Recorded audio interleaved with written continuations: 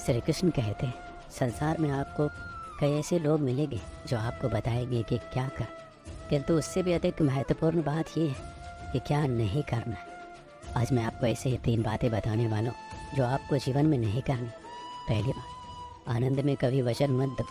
आनंद आपके तर्क को कर लेता और फिर आनंद में दिया गया ये वचन बाद में गले की फांस बन जाता। दूसरी बात, क्रोध में उत्तर मत दो। क्रोध आपके विवेक को खा जाता, भविष्य दृष्टि को बाधित कर देता और फिर कुछ क्षण के लिए आया ये क्रोध, इसमें दिया गया उत्तर बाद में जीवन भर के लिए प्रश्न बन जाता। और तीसरी बात, कभी भी दुख में निर्णय मत लो। दुख आपके सोचने समझने की क्षमता को सीमित कर दे और दुखी मन से लिए गए निर्णय सदा दुखी देते। सच कहा जाए तो वचन, उत्तर और निर्णय कभी भी जीवन में सोच विचार करके ही लेने या देनी चाहिए। सोच विचार करके कार्य करोगे तो इस संसार में किसी भी समस्या का हल बहुत आसानी से प्राप्त कर लो। श्री कृष्ण कहते हैं, भगवान को हम जब तक शरीर से याद करते तब तक भगवान हमारे प्रतिरूप में बात नहीं करते। जब तक हम ईश्वर को अपने मन में बसाकर उन्हें सच्चे दिल से याद नहीं करेंगे तब तक भगवान खुद हमारे प्रत्यक्ष नहीं आएंगे, क्योंकि भगवान सिर्फ उन्हीं लोगों के साथ रहते हैं जो उन्हें सच्चे दिल से मान ले, उनका आदर सम्मान करते हैं। इसलिए श्री कृष्ण अर्जुन को बताते हुए कहते हैं, अगर हम भगवान को सच्चे मन से याद करते हैं तो भगवान हमारा साथ जरूर देते, हमारे अंदर एक सकारात्मकता भर देते और एक नई ऊर्जा का निर्माण करते, जिससे हम अपने जीवन को सफलता के मार्ग पर खड़ा कर देते और भगवान उन्हीं का साथ देते जो उन्हें मन से चाहते। श्री कृष्ण कहते हैं, अगर हमारे अंदर शिष्टता और सदाचार स्नेह का प्रेम भाव होगा तो हम लोगों को ज़्यादा अच्छी तरह से समझ पाएंगे, उनसे अच्छा व्यवहार रख पाएंगे, हम समाज का भला कर पाएंगे, लोगों में अच्छी सीख दे पाएंगे, लोगों को भलाई करने के लिए प्रेरणा दे पाएंगे। अगर हमारे अंदर सदाचार और प्रेम भाव की भावना होती है तो पूरी दुनिया हमारे साथ होती है, पूरी दुनिया हमारे लिए खड़ी रहती है, क्योंकि हम जितना ज़्यादा प्रेम भाव लोगों के प्रति रखेंगे उतना ही प्रेम भाव लोग हमें देंगे। प्रेम भाव से दुनिया का अस्तित्व है और प्रेम भाव से ही दुनिया का विनाश है। प्रेम भाव के बिना जीवन असंभव, क्योंकि अगर लोगों के बीच प्रेम भाव नहीं होगा तो लोग एक दूसरे को कभी नहीं समझ पाए, एक दूसरे में ईर्ष्या की भावना को पैदा करके पूरी सृष्टि का विनाश का कारण बने। श्री कृष्ण कहते हैं, क्रोध को पी जाना ही बेहतर है, क्योंकि हमें जब क्रोध आता है तो काफ़ी सारा नुकसान कर देता है। गुस्सा हमें आता है पर हम उस गुस्से को उतारते किसी और व्यक्ति पर, जिससे दोनों के मध्य बुराई की भावना उत्पन्न होती। इसलिए श्री कृष्ण ने क्रोध को बहुत ही खराब माना है और कहा है कि व्यक्ति को क्रोध नहीं करना चाहिए। उसको अगर किसी बात पर क्रोध भी आ रहा है तो उस बात को वह शांतिपूर्वक सुने, समझ और उस परिस्थिति को देखकर उसमें सुधार करे, ना कि क्रोध करे। क्रोध एकमात्र ऐसा जरिया नहीं है, क्रोध से कुछ भी हासिल नहीं होता, ना ही कुछ सुधार होता, क्रोध से सब कुछ बर्बाद होता। इसलिए क्रोध ना हम कभी करें ना करने दें। इस बात को अगर जीवन में अपना लिया तो आप लोगों को कुछ नए नज़रिए से देखें, जिससे एक नई ऊर्जा उत्पन्न होगी और इस वजह से आपके जीवन पर बहुत ही गहरा प्रभाव पड़ेगा और आपकी ज़िंदगी काफ़ी हद तक निखर कर सामने आएगी। श्री कृष्ण कहते हैं, ज़िंदगी में त्याग बहुत अहम भूमिका निभाता है। जो व्यक्ति त्याग करना जानता वो अपने जीवन में वह सब कुछ पाले जिसकी वह चाह रहा था। वह ऐसे मुकाम पर पहुंच जाता है जहां पर कभी वह जाने की सिर्फ सोचा करता था। ऐसे मुकाम को हासिल करने के लिए हमें अपनी ज़िंदगी में काफ़ी कुछ छोड़ना पड़ता। हमें अपने ऐशो आराम और अपनी रोज़मर्रा की ज़िंदगी को छोड़कर कुछ ऐसी ज़िंदगी को अपनाना पड़ता जिसको हम कभी जीना नहीं चाहते, पर उस ज़िंदगी को जीकर हम अपनी आने वाली ज़िंदगी को इतना बेहतर बना लेते हैं कि पूरा जीवन सफल हो जाता है। इसलिए श्री कृष्ण कहते हैं, जीवन में त्याग करते रहना जरूरी। अगर हम त्याग नहीं करेंगे तो इस जीवन का कोई उद्देश्य नहीं रहेगा। जीवन में त्याग करना जरूरी है। त्याग से हमारे खुद में परिवर्तन होता है और ज़िंदगी में सुधार होता है, इसलिए त्याग करते रहना चाहिए। श्री कृष्ण कहते हैं, हमारे कर्म ही हमारा परिणाम होता है, क्योंकि जैसे करनी वैसे ही भरनी, जैसा हम कर्म करेंगे वैसा ही हम पाएंगे। जीवन में कभी भी लक्ष्य को प्राप्त करना तो व्यक्ति 2 भाग साथ लेकर चलता। पहला, अपने लक्ष्य को पाने का निश्चय और दूसरा, अपने लक्ष्य तक पहुंचने का मार्ग। सब यही कर, किंतु सब अपने लक्ष्य को प्राप्त नहीं कर सकते। क्यों? क्योंकि लक्ष्य न मिल पाने की स्थिति में व्यक्ति को कुछ बदलना होता, कुछ अपना निश्चय बदल लेते हैं, कुछ अपना मार्ग। जो अपना मार्ग बदल का प्रयास करते हैं उन्हें सफलता प्राप्त हो ही जाती, किंतु अपना निश्चय बदलने वाले सफलता का स्वाद कभी नहीं चख पाते। इसलिए अपना निश्चय कभी मत बदलिए, क्योंकि निश्चय खो देने पर चंद्रमा भी पूर्णिमा के दिन ग्रहण पा जाता है। अपना निश्चय बनाए रखें, आपको सफलता अवश्य मिलेगी। श्री कृष्ण कहते हैं, हमें अपने परिश्रम पर विश्वास रखना चाहिए।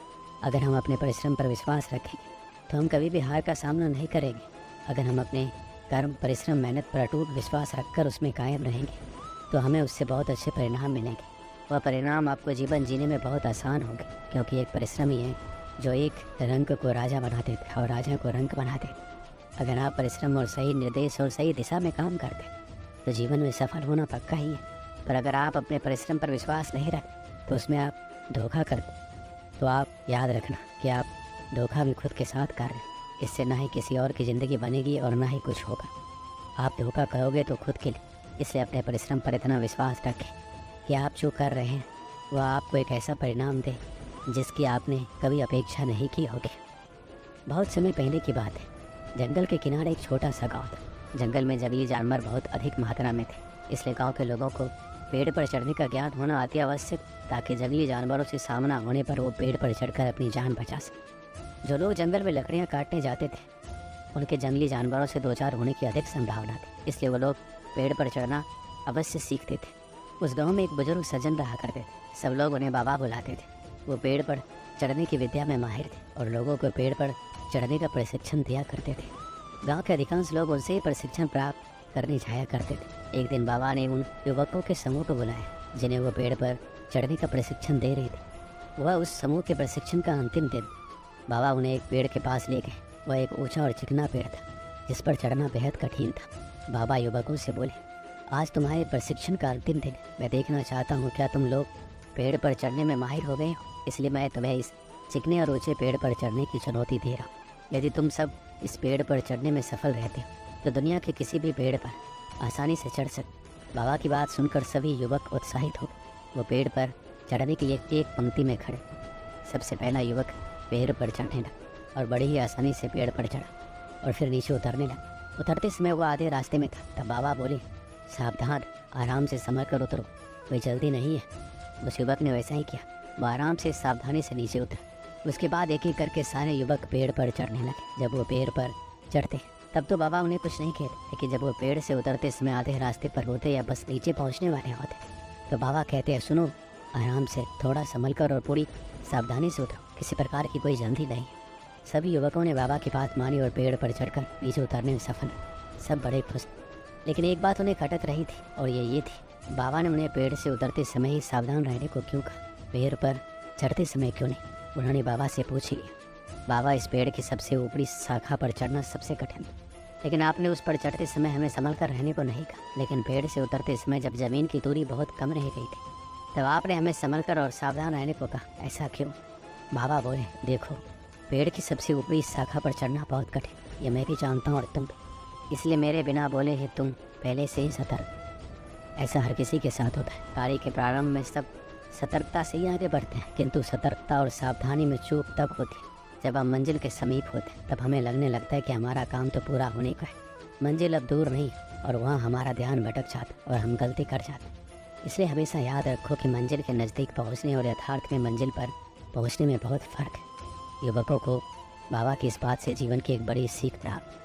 हमारे जीवन में भी कई बार ऐसा होता है, किसी काम को पूरा करने के कगार पर होकर भी हम उसे पूरा नहीं कर पाते। अंतिम क्षणों में कुछ गड़बड़ हो जाती है और हम पछताते रह। अंतिम क्षणों की जरा सी असावधानी से हमारा पूरा काम बिगड़ जाता है। इसलिए ऐसा होता है क्योंकि मंजिल के करीब पहुंचकर हम अपना धैर्य खो देते। धैर्य खोने के बाद हमसे चूक हो जाती। इसलिए जब तक मंजिल तक ना पहुंचे, धैर्य बनाकर रखें। कार्य के प्रारंभ में जितना धैर्य और सावधानी आवश्यक है, कार्य समाप्ति तक भी आवश्यक। इसलिए कार्य पूर्ण होने तक धैर्य ना खोए, उतना ही सावधान रहें जितने प्रारंभ में रखते हैं। कहीं धैर्य खो देना लक्ष्य खो देने का कारण ना बन जाए। दोस्तों, आशा करते हैं कि आपको यह ज्ञानवर्धक वीडियो पसंद आई होगी। अगर आप चैनल पर नए हैं तो चैनल को सब्सक्राइब कीजिए और बेल आइकन को ज़रूर प्रेस कीजिए। धन्यवाद दोस्तों। जय श्री कृष्ण। राधे राधे।